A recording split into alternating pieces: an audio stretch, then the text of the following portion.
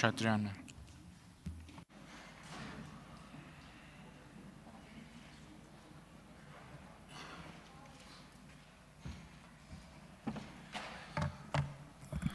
Հարգելի հայրենակիցներ, ամեն դեպքում որքան էլ որ, այսպես ասած, ուզում եմ խոսել այս երկու օրվա մթնոլորտի մասին, բայց ինձ թվում է մեր հայրենակիցները սպասում են այն ելույթների, սպասում են իրենց խնդիրներն ու պրոբլեմները բարձրացնող ելույթների, այնպես որ կխոսեմ նաև պրոբլեմներից։ Նախ ուզում եմ երեք դահլիճում չեմ եղել, պարոն Վահագն Ալեքսանյանը ինչ-որ մի տեսանյութ, պլանշետով տեսանյութ էր ցույց տալիս, նախ ասեմ, որ անկախ նրանից դա ով է եղել մասնակից, ով է հրաման տվել, թե չի տվել, սարսափելի տեսանյութ էր, դատապարտելի, նաև իմ կողմից եւ կարծում եմ յուրաքանչյուր բանական մարդու կողմից։ Ուղղակի ես այդպես էլ չհասկացա, թե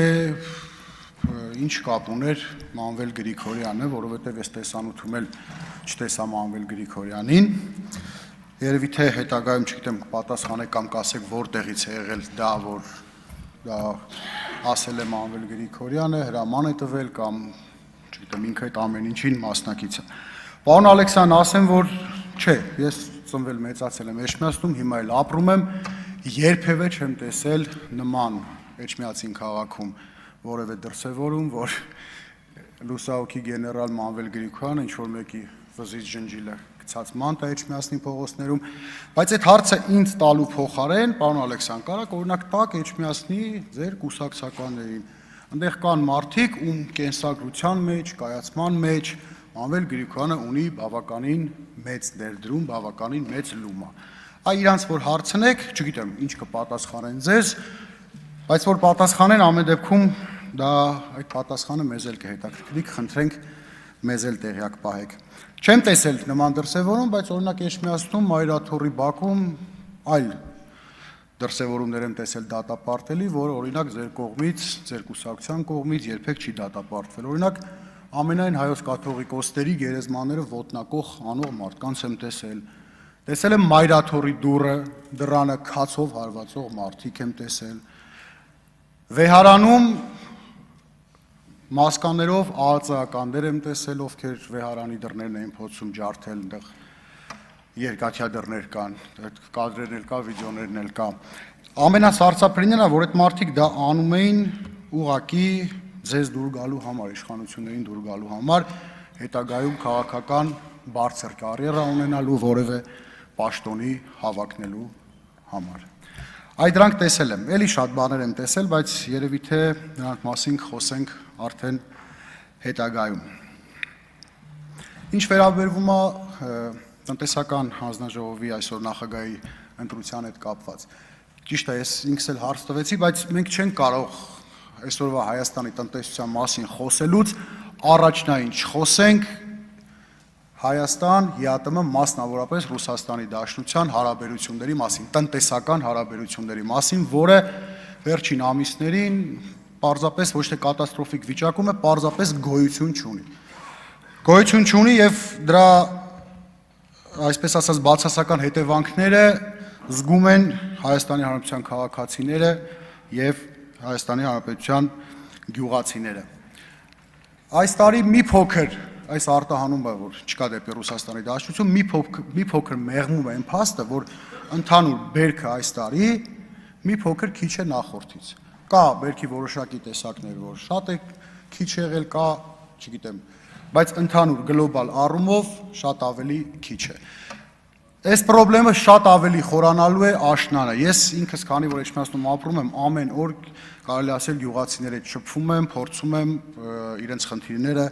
լսել, որպեսզի բարձրաձայնենք, հասկանանք, ձեր առջև նաև բարձրաձայնենք, որպեսզի առաջնային դուք զբաղվեք դրանով, լուծեք, քանի որ Հայաստանի Հանրապետության իշխանությունները դուք եք։ Հարցեր են հնչում, թե դա քաղաքական խնդիր է, թե տնտեսական։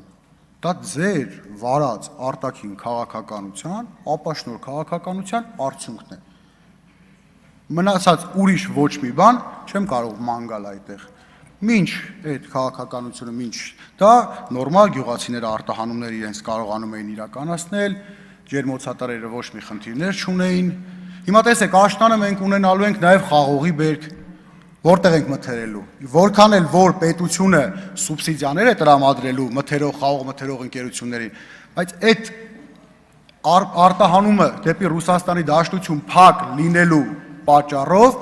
նաև ոգելից խմիչքները այսօր չեն կարողանում մարդիկ արտահանել։ Սա նույնպես բերելու է մեծ խնդիրների։ Երևի թե որ դուք էլ ինքներդ այցելեք գյուղեր, դուք էլ կտեսնեք, որ մարդիկ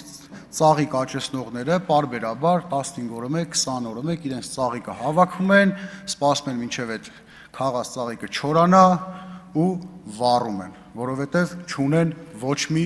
իրացման շուկաներ, արտաքին շուկաներ։ Խոսում է դիվերսիֆիկացիա չեք արել, լավ բառ է դիվերսիֆիկացիան, իհարկե լավ բառ է, բայց դուք դա չեք արել, դա մի կողմից ձեր վարած քաղաքականության արդյունքում փակվել է արտահանումը, մյուս կողմից կարելի ասել չունենք ոչ մի բան, պայմանական 100 տոննա արտահանման շուկան փակել եք, փոխարենը, չգիտեմ, 1 կամ 2, այս հարաբերակցությունն է հիմա ձեզ մոտ մնացած դեր գտած, այսպես ասած, հայաստանյան քաղաքացիների համար գտած շուկաները։